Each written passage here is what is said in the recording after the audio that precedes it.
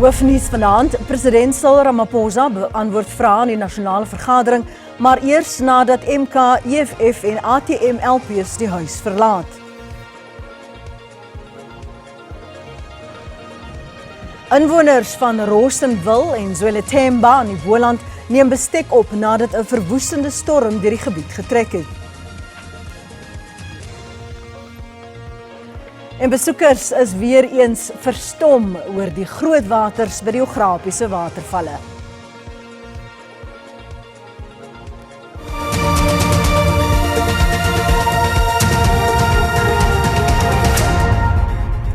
Goeienaand en welkom by die nuus in Afrikaans. Oud-president Jacob Zuma het aangedui dat hy appel gaan aanteken teen die uitspraak teen hom in die Pietermaritzburg Hooggeregshof in KwaZulu-Natal.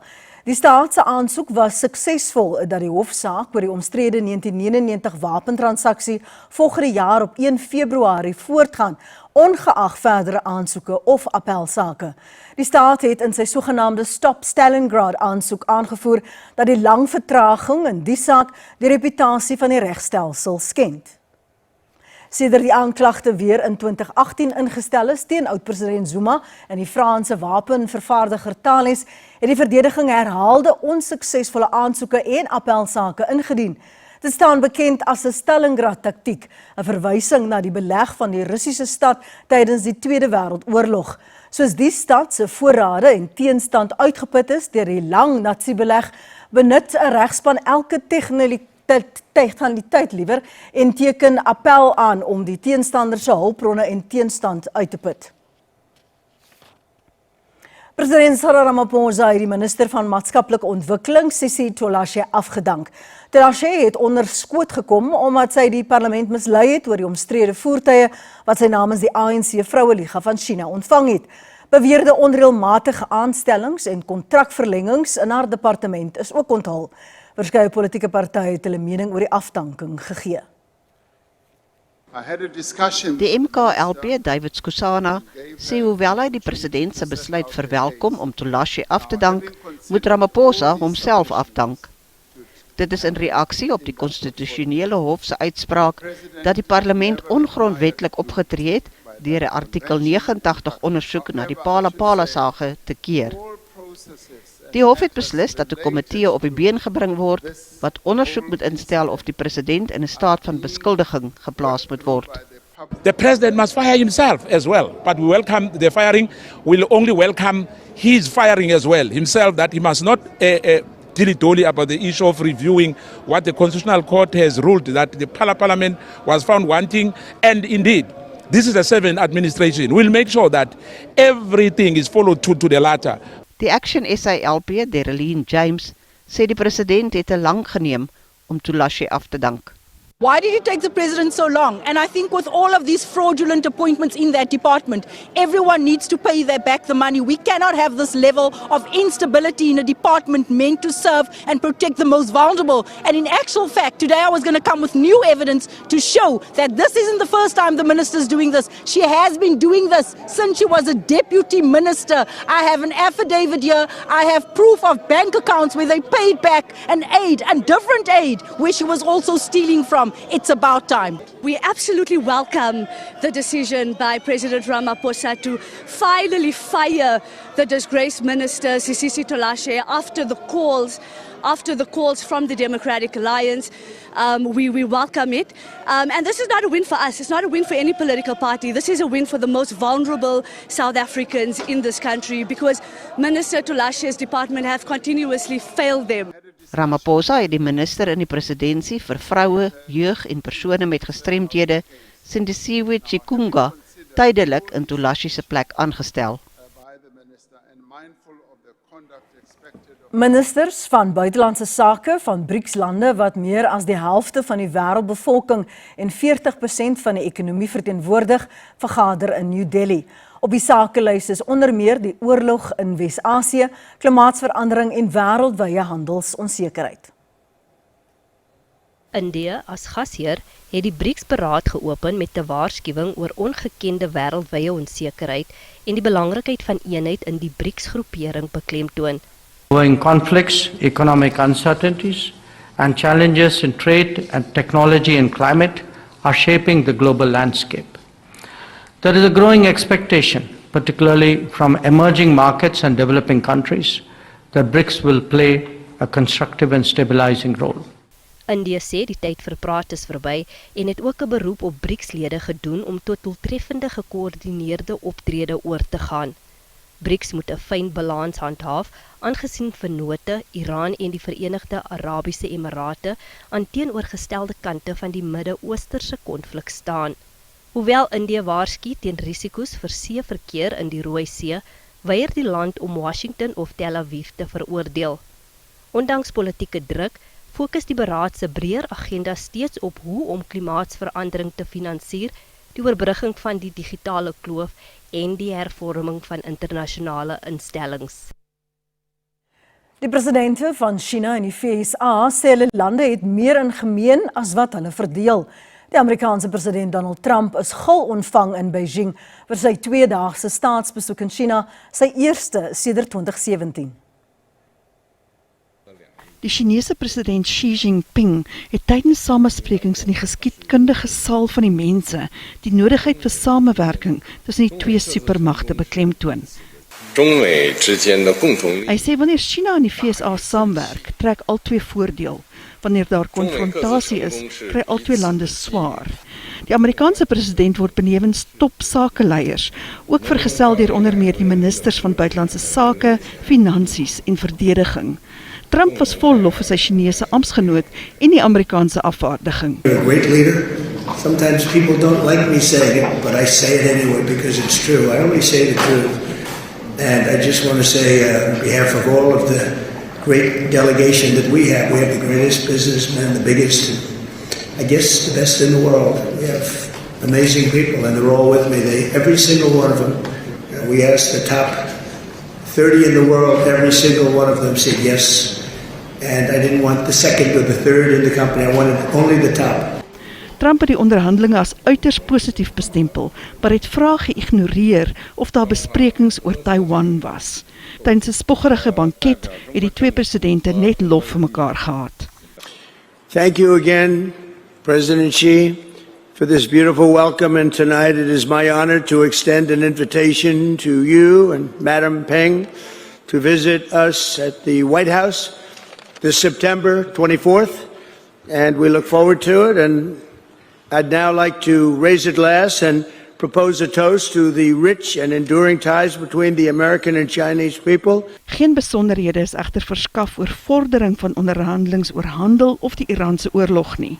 Iran sê dat hy sedert gister reeds sowat 30 skepe toegelaat het om te vaar deur die straat van Hormuz.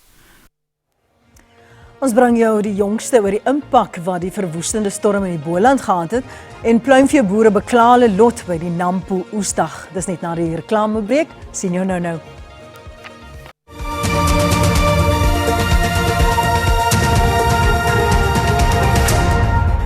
Welkom terug. Swart ekonomiese bemagtiging, werkloosheid en die minister van maatskaplike ontwikkeling, Sisisi Tolashe se afdanking is van die vrae waarop president Cyril Ramaphosa moes beantwoord tydens 'n nasionale vergadering sitting in Kaapstad. Die MK, EFF en ATM party het uitgestap en die vergadering geboikot. Druk vanaf politieke partye en burgerlike organisasies het Ramaphosa genoop om teen Tolashe op te tree en haar van sy kabinet te verwyder. Sedert haar aanstelling in 2024 is daar omstredenheid rondom die minister. Daar is aantuigings van korrupsie rakende voertuie wat sy van die Chinese ambassade ontvang het, wat vir die ANC Vroueliga bedoel was. Sy het glo die voertuie in haar kinders se name geregistreer. Daar is ook beweringe van nepotisme teen haar. I had a discussion with the minister and gave her an opportunity to set out her case. Now, having considered all these submissions by the minister and mindful of the conduct expected of members of the executive, I have decided to remove the minister from the position of Minister of Social Development in terms of Section 91(2) of the Constitution. Now, an announcement to this effect was made by my office earlier today. Ramaphosa sê hy wag vir die finale verslag van die Mlanga kommissie voordat hy 'n besluit gaan maak oor Senzo Mchunu wat op spesiale verlof geplaas is. Mchunu is in Julie verlede jaar op spesiale verlof geplaas na aantuigings van korrupsie en dat hy by polisie ondersoeke ingemeng het. Ramaphosa sê die nasionale polisiekommissaris-generaal Fanny Masemola het ingestem tot sy skorsing. Hy sê dit was dus nie nodig vir hom om 'n beroep op artikel 8 en 9 van die Suid-Afrikaanse polisiewet te doen nie. Ramaphosa het ook sy meegevoel betuig aan die families wat geliefdes in die onlangse vloede verloor het. Die Wes, Oos, Noord-Kaap, Noordwes, Vrystaat en Mpumalanga was erg geraak deur die ernstige oorstromings wat veroorsaak is deur swaar reën en sterk wind. Honderde inwoners van Rossenwil naby Woester in die Weskaap benodig steeds dringend humanitêre hulp met baie wat al hulle besittings in die vloede verloor het. Dele van die gebied is heeltemal afgesny na 'n wydverspreide verwoesting na die onlangse storm. 'n Brug is erg beskadig tydens die storm wat die enigste toegangsroete vir sommige inwoners is. Baie inwoners se huise is erg beskadig en sommige het al hul besittings verloor. Ja, het is baie seer, ek weet, ons kan nie teen dit dinge sê van, God, kyk, hy kyk na ons, hy is daar vir ons. Maar om niks te eet, kos, klere, niks, en dis nie lekker nie. Ons behoeftes is seker maar nog net klere en kossies en ons het nie eintlik op herste nie, ons het niks, ons het alles verloor. Die skade aan infrastruktuur maak dit moeilik vir noodleningsorganisasies om hulp te verleen. People has been cut off since it's the 4th day today. They have not have access to proper cooked meals, as there's no electricity in the town as well. Give to the Givers teams will move in here, and this will be our priority area to focus on the humanitarian aid. Zwele Themba in Woester is nog 'n gebied wat erg geraak is. We don't have anything in the shelter. We just need help to government to help us. Die watervlakke van verskeie strome en riviere in die streek is besig om te daal en opruimingswerk sal binnekort begin. Kleinskaalse pluimveeboere het kommer uitgespreek oor die impak wat voëlgriep op hul besigheid het. Voëlgriep is 'n hoogs aansteeklike virusinfeksie wat onlangs opslag gemaak het omdat dit nie net onder voëls versprei nie, maar toenemend voorkom onder koeie en ander vee wêreldwyd. By die Nampo Oesdag in Botawil sê kleinskaalse produsente dat hoewel enstowwe as beheermateriaal gebruik kan word, word hulle gekniehalter deur hoë koste en streng biosekuriteitsvereistes. Hoewel die landboumeesterplan na die groter prentjie kyk, is dit 'n daaglikse stryd om oorlewing vir kleinskaalse pluimveeboere.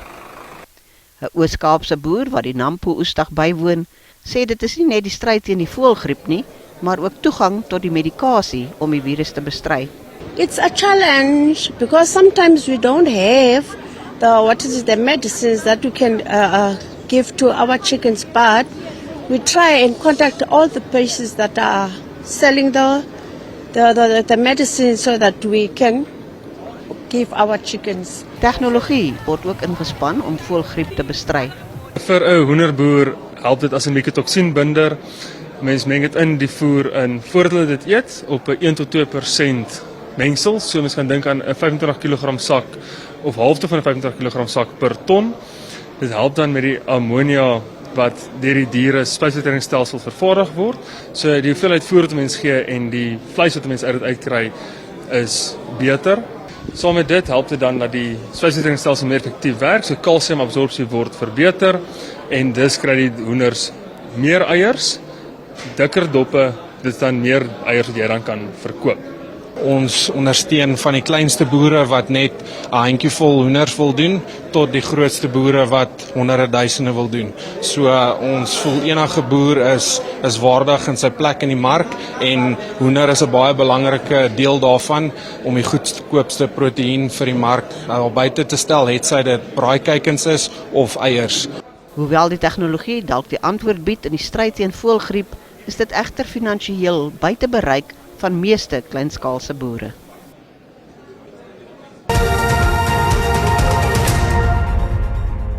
En kom ons kyk hoe die markte om 5:00 vanmiddag met die sluiting van die JSE vertoon het.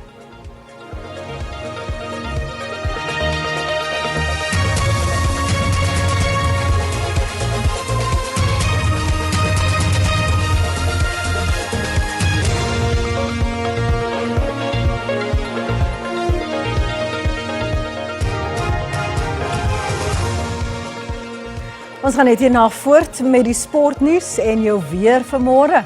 Nou terug.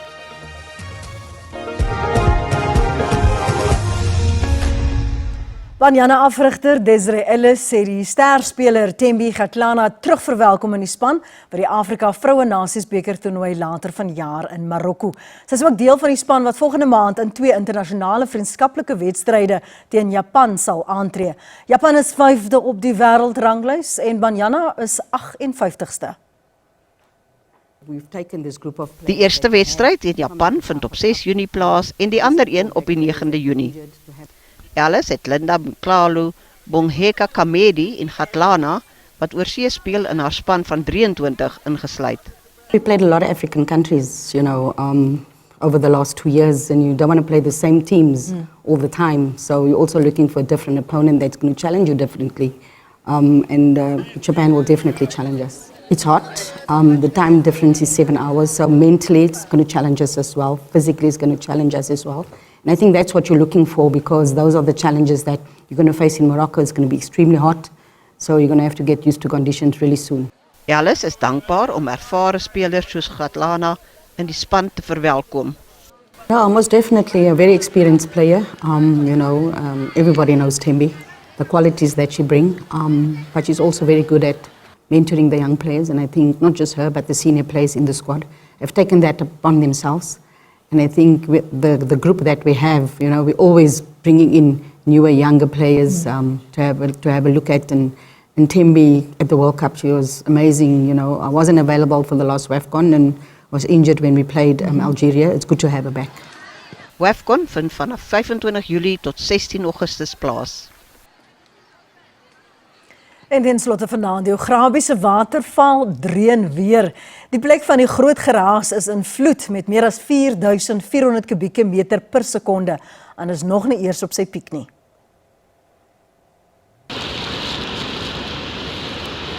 Akurubies, soos die waterval in die plaaslike Namatal bekend staan, doen sy naam gestand as die groot geraas. Water van die val en Oranje rivierstelsels vind uiteindelik sy pad tot hier, tot groot vreugde van toeriste. Ons het gewerk in Appington en toe het ons die bordjie gesien en besluit om een van hierdie juwele te kom uitcheck en ek moet sê ons is glad nie spyt nie. Ek het 16 jaar in die toerisme gewerk en hierdie was deel van my areas wat ek die toeriste vergesel het. Hierdie is een van ons grootste, asomrowendste natuurtonele en dit is altyd lekker om hier te kom. Die watervalle wat hier agter my reflekteer, kan ons net weer sien, dis God se werke en dit is vir my amazing om dit te aanskou. Want as jy hier staan by die watervalle, dan voel dit op die huidige oomblik dit reën. 'n indrukwekkende mis hang oor Ograbies. Baie meer water word oor die volgende paar dae verwag, wat tot nog 'n meer indrukwekkende vertoning sal lei.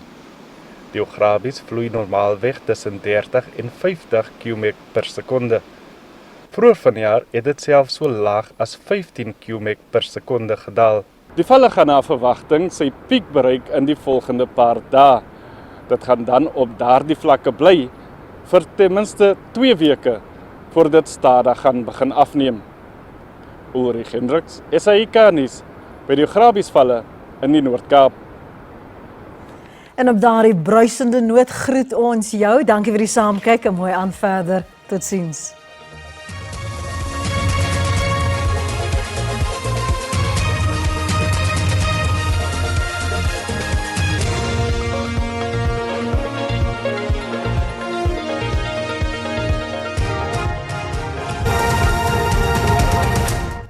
Goeienaand en hartlik welkom by die weer. Vandag bewolkte toestande met 'n 30% kans vir reën word verwag in die oostelike dele van Mpumalanga en KwaZulu-Natal. Andersins mooi weer in die res van die land. Vir môre steeds 'n 30% kans vir reën in die oostelike dele. Ons sien môreoggend miskolle langs die plateaurand en dit strek al die pad tot en met die Weskus. Kom ons kyk nou na ons minimum en maksimum temperature in Gauteng.